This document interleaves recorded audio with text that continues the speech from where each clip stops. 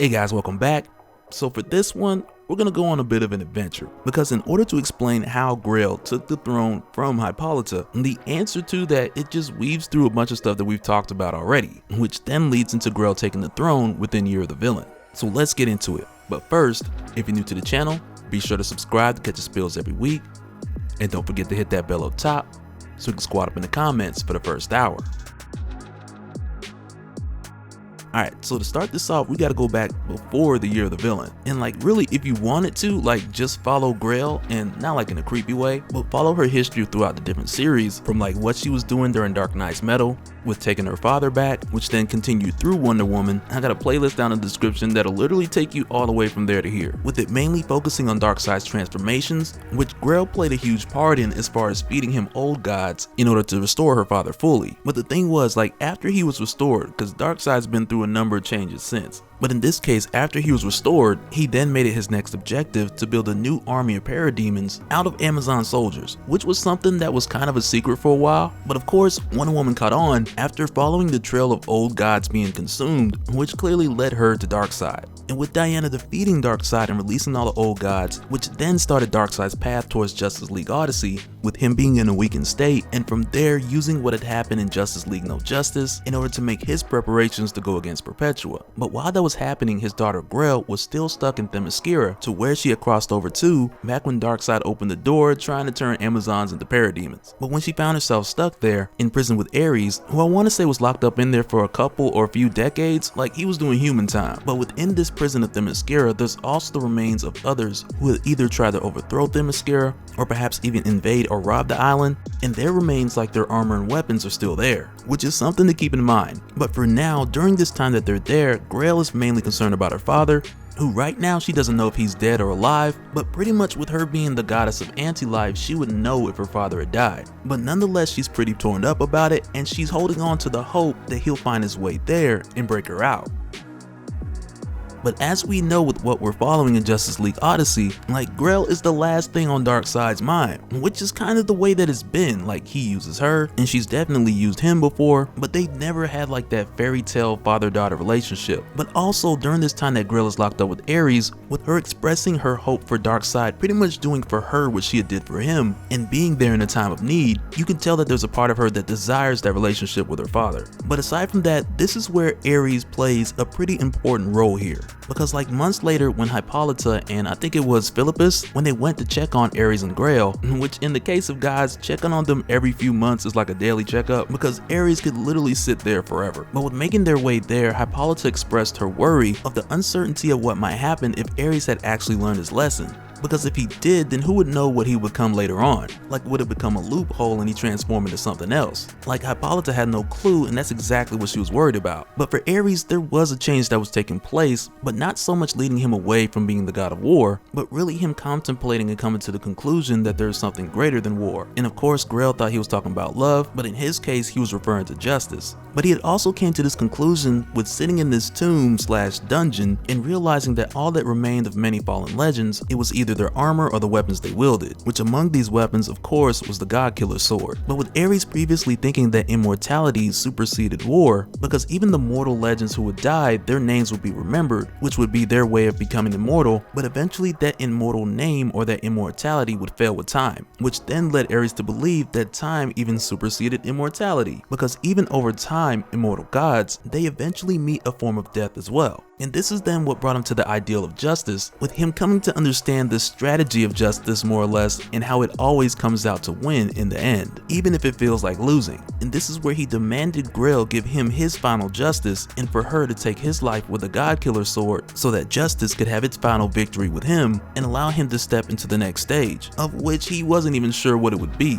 But with doing this, his transition tore apart the foundations of Themyscira, and with doing so it freed Grail from her imprisonment, and it knocked out about half of the people within Themyscira out of Themyscira, causing some to go to Earth and others in random other dimensions. And this calamity also shook up a number of other areas, causing creatures from Olympus to be lost on Earth, which then caused the appearance of Pegasus, Minotaurs, huge rock titans, so on and so forth, which of course Wonder Woman had to run around and clean it all up. But with doing so, this also caused her to cross paths with a new Ares, who had been reborn with somewhat of a new purpose, because even when he came back, he was like still the god of war, but it's like Justice War. And with that being the case, like you would think the god of war who's siding with justice would straight up side with justice in the Justice Doom War. Like, it sounds like an easy call. But for Ares, like, even with that being who he was, at his core, his major flaw was that he was still Ares. And for that reason, even with good intention, he would just go about executing things the wrong way, which even still never took him towards what was going on with the Justice Doom War, to where an argument could be made that it could have, because the god of war is also a god of strategy and he could have figured it out. But as we know, as it turned out, the war kind of came to him first, because back when we talked about King Shazam on the Infected playlist, this is the Ares who got sought out by King Shazam in the Infected King Shazam one-shot, where Shazam had literally brought the god of war to his knees, or more or less this version of the god of war. But this is where the narrative more or less seeped its way within the Year of the Villain.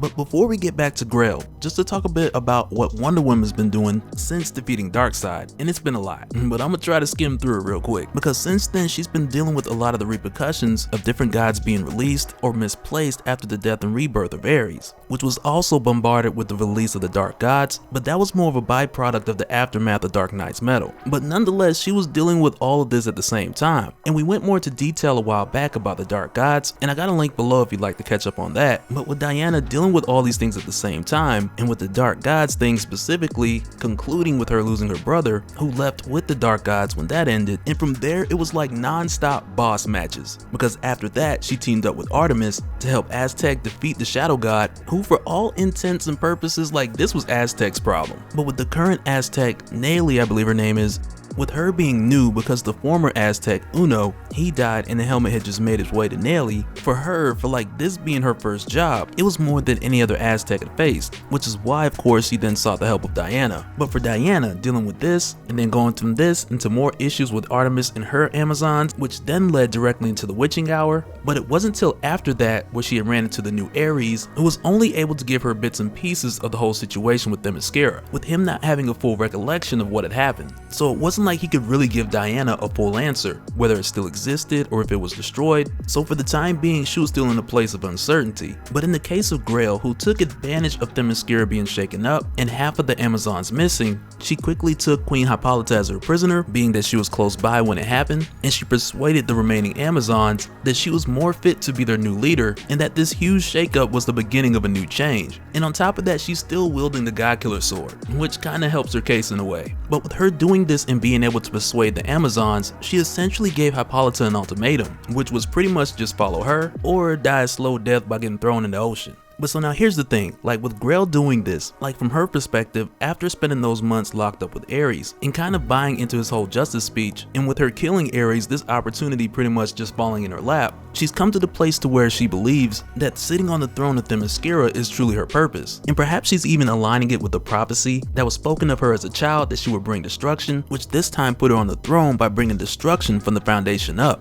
which also brought her to the Godkiller sword, so why not someone who was called Godkiller at one point link up with a sword that got the same name? And even aside from that, like Hail Grail kinda got a ring to it, so if nothing else, that's reason enough. But for Grail, unknowingly, Diana was drawing closer, because along her journey of back-to-back boss matches, she made different allies along the way. Like at one point she teamed up with Aphrodite, the goddess of love, and later on she also got help from her daughter, Elantiades, the goddess of lust, which was really just Diana teaming up with whoever could help whenever she could get it. Oh yeah, and there's also Maggie too, like she's just a regular human, like she worked at a coffee shop, like just an around the way girl. But when Diana, Elantiades, and Maggie had made their way to the Chi dimension, which is a dimension which is made from the impulses of Hippolyta, so with them going there, on the surface it seemed like they were grasping for straws, but them going there actually made a lot of sense, because with looking for Hippolyta and Themyscira, if Hippolyta were dead then this dimension wouldn't exist. But with them going there, not only did it exist, but it also gave them guidance through the form of Hippolyta's impulses and ambitions, which not only conferred that Hippolyta was alive, for now at least, but Diana also discovered that it was here where the other Amazons were regrouping after the death of Ares and the island's population pretty much being split in half. But it's also here where Diana reunites with Antiope, the sister of Hippolyta who trained Diana in the first place and been missing for years and years before all of this.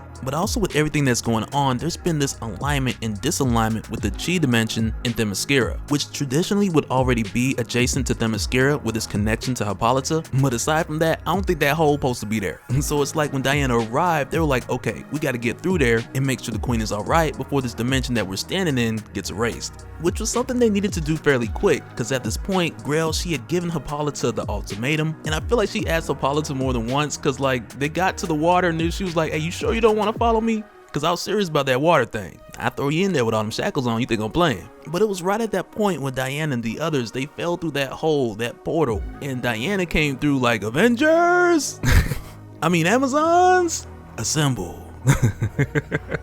And I mean, she didn't say Avengers, but it really felt like she was going for that moment. But what's even crazier, like when Diana arrives with the other half of the Amazons and Grail and all the others are looking up, someone snatches the God Killer sword. And we'll talk about who and why in just a minute. But when this happens, it takes away a huge advantage from Grail and evens the fight between her and Diana. But one of the things I don't want to brush over at this moment is like for Diana, for her returning to Themyscira, it is very huge for her right now, with her having not been able to return here for many decades. And this is also one of the things that separated her and Grail when they had their last encounter, with Grail knowing that she could enter Themyscira and Diana couldn't, which for months after that point only resulted in Grail getting locked up and Diana still being locked out. But during all this commotion, Maggie, she then makes a break to catch up with Nubia, who had taken Hippolyta back in towards the caves and away from the battle, which is something that Grail just wasn't having, because that would have essentially ended everything. So in order to prevent this, she ran up on Maggie, busted in the back of the head, and pretty much made her do a front flip, because that's how goddesses do mortals when they out here trying to turn the tides. But it's inside here where Grail has both Hippolyta and Isidore, and just as a reminder, Isidore is the daughter of Veronica Cale, and just as a reminder, Veronica Cale is like the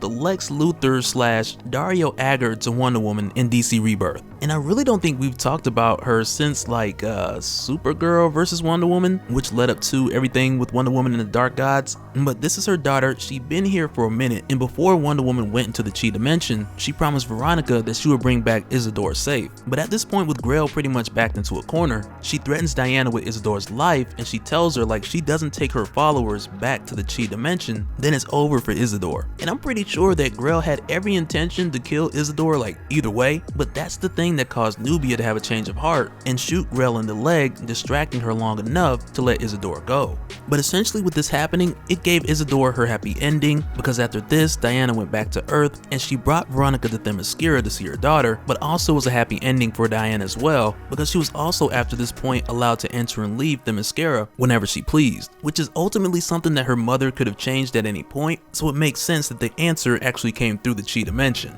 But as far as getting back to the answer of who boot gang the God Killer sword, and back around this time of Year of the Villain, like who else? Like who other than Lex Luthor? Because much like we talked about his proposal for either Jason Todd or William Cobb, Lex Luthor also recruited Cheetah by offering her something that she wanted, which at the time was presented to her as the opportunity which exceeded a potential threat that could kill Wonder Woman, but also something that could bring Themyscira to its knees. And from what we've seen throughout Year of the Villain, we know how that panned out. But I also gotta say, like with the whole situation with Grail, and I'm sure some of you are wondering like why didn't Lex bring her in, but if I had to guess, I would probably say it had to do with her siding with justice in a way, because with her buying into what Ares said, at its core it was a belief that justice was above everything. But then again, since that didn't work for her and she got locked up again, she's been like, man, it's gotta be Doom.